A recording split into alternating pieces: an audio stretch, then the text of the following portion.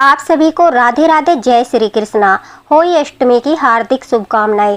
देखिए 13 अक्टूबर को होली अष्टमी का पूजन किया जाएगा और जो संतान प्राप्ति के लिए महिलाएं व्रत करती है, लड्डू गोपाल की सेवा करती है, साथ ही साथ जिनके घरों में लड्डू गोपाल विराजित है, सेवा कर रहे हैं और ठाकुर जी की कृपा से संतान सुख भी उन्हें मिल चुका है, तो वो होली अष्टमी का पूजन किस प्रकार से करेगी, लड्डू गोपाल की होली अष्टमी के दिन किस प्रकार से सेवा करनी है, ताकि आपके जीवन में, आपके बच्चों के जीवन में हमेशा खुशियां बनी रहे। होली अष्टमी माता जो है आपके बच्चों को दीर्घायु प्रदान करे और लड्डू गोपाल को किस प्रकार से होली अष्टमी के दिन आपको भोग लगाना है, आपको होली अष्टमी के दिन क्या करना है, क्या नहीं करना है, होली अष्टमी के भरे गए कलश का क्या करना है, यह सभी जानकारी आपको इस वीडियो से प्राप्त होने वाली है। होली अष्टमी के व्रत को कुछ महिलाएं 12 बजे तक ही करती है, यानी आधे दिन का व्रत ही करती है। 12 बजे के बाद वो अपने व्रत का पारण कर देती है, लेकिन कुछ महिलाएं होली अष्टमी का व्रत जो है पूरा दिन करती है और शाम को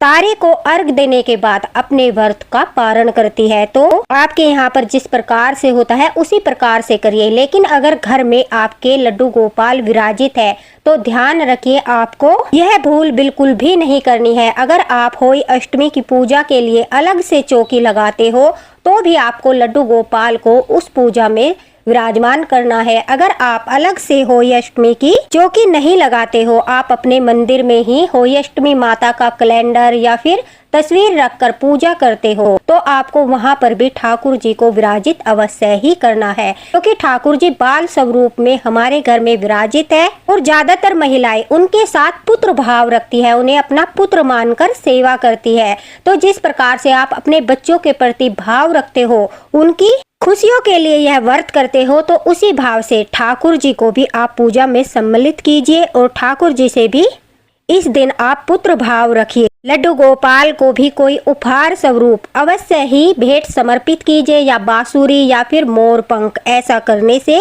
लड्डू गोपाल बहुत प्रसन्न होते हैं। तो चलिए बताते हैं आपको होली अष्टमी की बहुत ही सरल पूजा विधि, जिसमें हमारे लड्डू गोपाल भी सम्मिलित होंगे। सबसे पहले आपको एक चौकी लेनी है। अगर आपके पास स्पेस मंदिर में है तो वहीं पर लाल या पीले रंग का आसन बिछाना है। आसन पर आपको जल का छींटा लगाकर आसन को पहले पवित्र करना है। नया आसन है तो आप वो भी बिछा सकते हो, आप धोकर भी किसी आसन को इस्तेमाल कर सकते हो। उसके पश्चात घर में विराजित जो लड्डू गोपाल है, लड्डू गोपाल को भी आपको चौकी पर ही विराजमान करना है। लड्डू गोपाल को पंचामृत से स्नान कराने के पश्चात पीले या लाल रंग के वस्त्र धारण कराने हैं और उसी चौकी पर आपको लड्डू गोपाल को भी विराजित करना है। फिर आपको उसके पश्चात कोई भी होली अष्टमी माता की फोटो या कैलेंडर, देखिए तस्वीर आपके पास है तो वो तस्वीर आपको लेनी है। फिर माता रानी को आपको जो है गेहूं या चावल से चौकी पर आसन देना है। आप वीडियो में देख सकते हो। थोड़े से गेहूं, चावल या फिर बाजरा, कोई भी अन्न लेकर, कोई भी धान लेकर आप जो है होली अष्टमी माता को उनका आसन दीजिए। आप फूल से भी होली अष्टमी माता को आसन दे सकते हो। माता को आसन देने के पश्चात जो है आपको अपने होली के कलश भरने हैं, जो सबसे महत्वपूर्ण है। होली के कलश भरने के लिए देखिए कहीं पर रिवाज होता है कोरे कलश लिए जाते हैं मिट्टी के। हर बार हर होली के दिन मिट्टी के कलश भरे जाते हैं, लेकिन कहीं पर रिवाज होता है कि वो हर साल जो उनकी सासू माँ उन्हें कलश देती है, उन्हीं कलश को भरकर होली अष्टमी का व्रत करते हैं। तो आपके यहाँ पर जिस प्रकार से रिवाज है उसी प्रकार से कीजिए। अगर कोरे कलश भरे जाते हैं तो कोरे कलश भरिए, या अगर आपके पास आपकी सासू माँ द्वारा दी गई होली के कलश है तो आप उन्हीं कलश को भरिए। अन्यथा आप मिट्टी के कोरे कलश भी भर सकते हो, आप पीतल के कलश भी भर सकते हो। कहीं पर कलश को जल से भरा जाता है और तो कहीं पर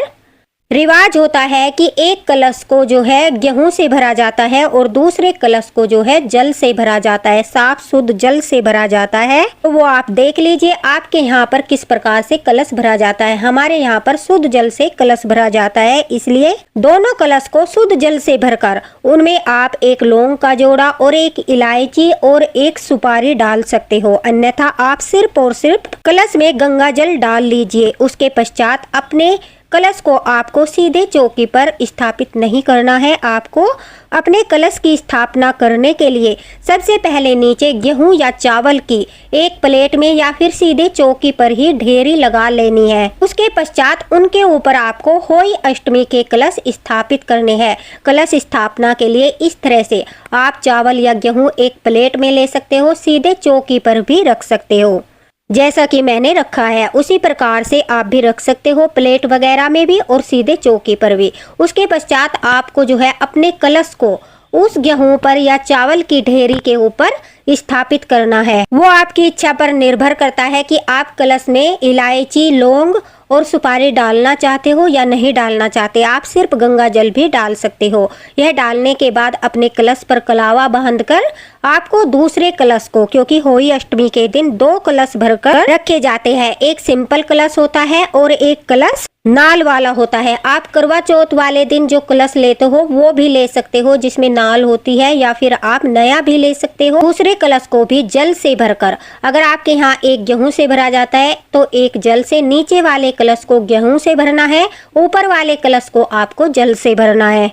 अन्यथा दोनों कलश को ही जल से भरकर उनमें गंगा जल डाल लीजिए। फिर कलश के ऊपर भी आपको जो है एक छोटी प्लेट में चावल या गेहूं अवश्य रखनी है और उस पर 11 या 101 रुपए की दक्षिणा अपनी सामर्थ्य के अनुसार अवश्य रखिए। इस प्रकार से कलश स्थापना हो जाएगी। अपने कलश पर आपको जो है हल्दी से सात्विक बनाने हैं और फिर आपको ठाकुर जी के सामने, होई माता के सामने दीपक जलाना है। दीपक जलाने के लिए आपको फिर से थोड़े से चावल या गेहूं की ढेरी लगानी है और उस चावल या गेहूं की ढेरी के ऊपर ही आपको अपना दीपक रखना है। होली अष्टमी के दिन सीधे सीधे आपको चौकी पर अपने दिए को नहीं रखना है। इसे दिया स्थापना भी बोलते हैं। आपको दिया स्थापना अवश्य करनी है। इस तरह से दिया स्थापना करने के बाद हम अपनी पूजा प्रारंभ करेंगे। देखिए, एक बात आपको ध्यान रखनी है। अगर आपने जो भी होली अष्टमी माता का कैलेंडर या तस्वीर लगाई है उसमें पहले से ही गणेश जी भगवान की तस्वीर होती है। अगर आपके कैलेंडर में नहीं है तो आप अलग से गणेश जी भगवान को विराजमान कर लीजिए। दिया स्थापना करने से कहते हैं कि होली अष्टमी माता आपके बच्चों के जीवन में प्रकाश भरती है, उन्हें दीर्घायु प्रदान करती है और उन्हें हमेशा सफलता के मार्ग दिखाती है। इसलिए होली अष्टमी के दिन पूजा करते समय, कहानी सुनते समय दिया स्थापना अवश्य ही करें। उसके पश्चात गणेश जी भगवान को, होली अष्टमी माता को, सभी को हल्दी से तिलक लगाना है। ठाकुर जी को चंदन का तिलक लगाना है। लड्डू गोपाल को आपको एक जल का लोटा भरकर रखना है कथा सुनते समय, क्योंकि अगर आप दोपहर के समय ही व्रत का पारण करते हो तो आपको कथा सुनने के पश्चात वो जल जो है सूर्य देवता को अर्घ देना है। इसलिए अलग से जो होली अष्टमी के कलश भरते हैं उनसे अलग से भी एक लोटा जल भरकर रखा जाता है। फिर होली अष्टमी माता को गुलगुले का भोग लगाया जाता है, पतासे का भोग लगाया जाता है, पतासे और गुलगुले का भोग लगाया जाता है। हलवा, पूरी और सब्जी का भी कहीं कहीं पर भोग लगाते हैं। तो आपके यहाँ पर जिस प्रकार से भोग लगता है, हलवा, पूरी, खीर, सब्जी, गुलगुले, पतासे, उन्हीं सभी चीजों को बनाकर आपको गणेश जी भगवान होली अष्टमी माता को भोग लगाना है। साथ ही साथ वही भोग आपको लड्डू गोपाल को भी अवश्य ही लगाना है। लड्डू गोपाल को गुलगुले बहुत प्रिय होते हैं, इसलिए होली अष्टमी के दिन अगर हम उन्हें गुलगुले का भोग लगाते हैं तो आटे से बने हुए कहीं कहीं पर पूड़े भी बोला जाता है, तो ठाकुर जी लड्डू गोपाल बहुत अधिक प्रसन्न होते हैं। अगर आप होली अष्टमी का व्रत भी नहीं करते, आपके यहाँ पर व्रत नहीं किया जाता, तो फिर भी 13 अक्टूबर के दिन आप लड्डू गोपाल की सेवा करिए और उन्हें गुलगुले का भोग अवश्य लगाइए। उससे ठाकुर जी बहुत अधिक प्रसन्न होते हैं। भोग लगाने के पश्चात जो है आपको होली अष्टमी माता को आपको श्रृंगार का सामान समर्पित करना है। होली अष्टमी का व्रत करने वाली हर महिला के पास जो है शाहू माता की माला होती है, जो चांदी की होती है। वो पुश्तैनी भी होती है, यानी काफी पुश्तों से हमारे यहाँ पर उसमें सिर्फ बीज बढ़ाए जाते हैं जो चांदी के होते हैं, दाने भी बोलते हैं जिन्हें, वो बढ़ाए जाते हैं और वो किसी किसी के पास नई भी होती है। संतान के जन्म होने पर उसमें उन बीजों की, चांदी के बीज की मात्रा बढ़ाई जाती है और संतान की शादी के समय भी कहीं कहीं पर उसमें नए जो है चांदी के बीज डाले जाते हैं। तो उस माला को आपको, जो आपने होली अष्टमी माता के कलश भरे हैं, आपने जो होली भरी है उन कलश के ऊपर आपको माला को धारण कराकर होई अष्टमी माता के साथ साथ साहू माता की माला की भी पूजा करनी है, क्योंकि पारण के बाद जो है महिलाएं इस माला को अपने गले में धारण करती है। कहीं कहीं पर दीपावली तक इस माला को जो है अपने संतान सुख के लिए महिलाएं गले से नहीं उतारती और कुछ महिलाएं एक दिन के लिए धारण करती है। तो आपके यहाँ पर जिस प्रकार से होता है उसी प्रकार से करिए। माला को कलश पर पहनाकर जो है हल्दी से टीका लगाइए और प्रणाम कीजिए। उसके बाद जो है जैसे हम करवा चौथ पर बायना निकालते हैं उसी प्रकार से होई अष्टमी के दिन भी बायना निकाला जाता है। इस दिन जो हम बायना निकालते हैं वो आप अपने ससुर जी को भी दे सकते हो, अपनी सासू माँ को भी दे सकते हो। उसके लिए कोई साड़ी, सूट, कुर्ता पजामा, कुर्ता धोती, जो भी आपकी सामर्थ्य है उसके अनुसार आप जो है दक्षिणा रखकर बायने के लिए आप कुछ भी रख सकते हो। ये सब चीजें करने के पश्चात हाथों में थोड़े से चावल, गेहूं या फिर फूल लेकर आपको होई अष्टमी व्रत की कथा सुननी है, पढ़नी है। होई अष्टमी की कथा आप अकेले भी कर सकते हो, कोई दिक्कत नहीं है। आप जो है किसी पुस्तक से, गूगल से आप जो है होई अष्टमी माता की कथा कर सकते हो। कथा करने के पश्चात कुछ महिलाएं जो है कथा सुनने के बाद, आरती करने के बाद ही व्रत का पारण कर देती है। सूर्य देवता को अर्घ देने के पश्चात जो है जो बायना निकालती है उसे पांव छूकर अपनी सासू माँ को देने के बाद भी महिलाएं इस व्रत का पारण करती है। शुद्ध सात्विक भोजन करके अपना व्रत जो है 12 बजे के बाद वो खोल लेती है। लेकिन कुछ महिलाएं शाम तक ही इस व्रत को करती है। उस परिस्थिति में आपको जो दिया स्थापना आपने की है उस दीपक को शाम तक ही जलाना है। तारों को अर्घ देकर या फिर चांद को अर्घ देकर जिस प्रकार से आप करते हो उसी प्रकार के उस समय तक आपको अपने दिए को अवश्य जलाना है। अब देखिए जो होई के कलश होते हैं उनका आपको क्या करना है। कहीं कहीं पर होई के जो कलश होते हैं उन्हें अगले दिन ही वहां से थोड़ा सा हटाकर एक कलश का जल जो है पौधों में विसर्जित कर दिया जाता है और दूसरे कलश का जल गोवर्धन पूजा के लिए रख लिया जाता है। सब जगह अलग अलग विधियां है। कहीं पर जो है उस कलश के जल से बच्चों को स्नान कराया जाता है, तो कहीं पर खाने पीने में उस कलश के जल को इस्तेमाल किया जाता है। लेकिन सही विधि यह है कि कलश में जो आपने अगर गेहूं भरा है तो उस कलश के गेहूं को आप दान कर दीजिए। कलश आप अपने घर पर ही रखिए, उसमें जो गेहूं था, वो चावल था, उसे दान कर दीजिए। और दूसरे कलश का जो जल है उसे आप गोवर्धन पूजा के लिए रख सकते हो, पौधों में विसर्जित कर सकते हो या फिर आप खाने पीने में भी इस्तेमाल कर सकते हो। दूसरा देखिए, कहते हैं कि अगर होई अष्टमी के दिन अगले दिन शनिवार पड़ता है तो शनिवार के दिन जो है होई अष्टमी के कलश को नहीं हिलाना चाहिए। जो कलश होते हैं या तो फिर रविवार की सुबह को हिलाए जाते हैं या फिर पारण के बाद थोड़ा सा उन्हें रात के समय ही हिला देना चाहिए। होई अष्टमी के दिन बच्चों को उपहार के स्वरूप में आप कोई खिलौना, वस्त्र, रुपये, पैसे जो भी देते हो उसी प्रकार से आपको घर में विराजित लड्डू गोपाल के लिए भी कोई न कोई उपहार अवश्य ही लेकर आना है। आप उन्हें उपहार स्वरूप बांसुरी भेंट कर सकते हो, आप उन्हें मोरपंख भेंट कर सकते हो, उनकी नई पोशाक ला सकते हो, उनके लिए माला ला सकते हो, उनके जो है आभूषण की कोई भी वस्तु ला सकते हो, पायल ला सकते हो, कंगन ला सकते हो, वो आपके ऊपर निर्भर करता है। लेकिन आपको घर में विराजित लड्डू गोपाल को भी होई अष्टमी के दिन उपहार अवश्य ही देना है। उससे ठाकुर जी प्रसन्न होते हैं और आपको होई अष्टमी व्रत का कई गुना फल प्राप्त होता है। अब बात करते हैं कि होई अष्टमी के दिन क्या करना चाहिए और क्या नहीं करना चाहिए। देखिए, होई अष्टमी के दिन भूलकर भी आपको कैंची से कोई वस्तु नहीं काटनी है, मिट्टी नहीं खोदनी है। हालांकि आजकल मिट्टी खोदने का कोई काम नहीं है, लेकिन फिर भी अगर आपको पौधा वगैरह भी लगाना है तो होई अष्टमी के दिन भूलकर भी आपको मिट्टी नहीं खोदनी है। आपको अपने नाखून नहीं काटने हैं, आपको बाल नहीं कटवाने हैं। साथ ही साथ कुछ जगहों पर दूध और पूत को एक समान माना जाता है, तो कुछ महिलाएं जो है इस दिन दूध से बनी वस्तुओं का और दूध का भी सेवन नहीं करती। तो कुछ महिलाएं चाकू से काटने वाले फलों का सेवन भी नहीं करती, जैसे कि सेब हो गया, जैसे पपीता हो गया। कुछ महिलाएं जो है इस दिन चाकू से काटने वाले जैसे कि सीताफल, घिया की सब्जी, इन सब्जियों को भी नहीं काटती।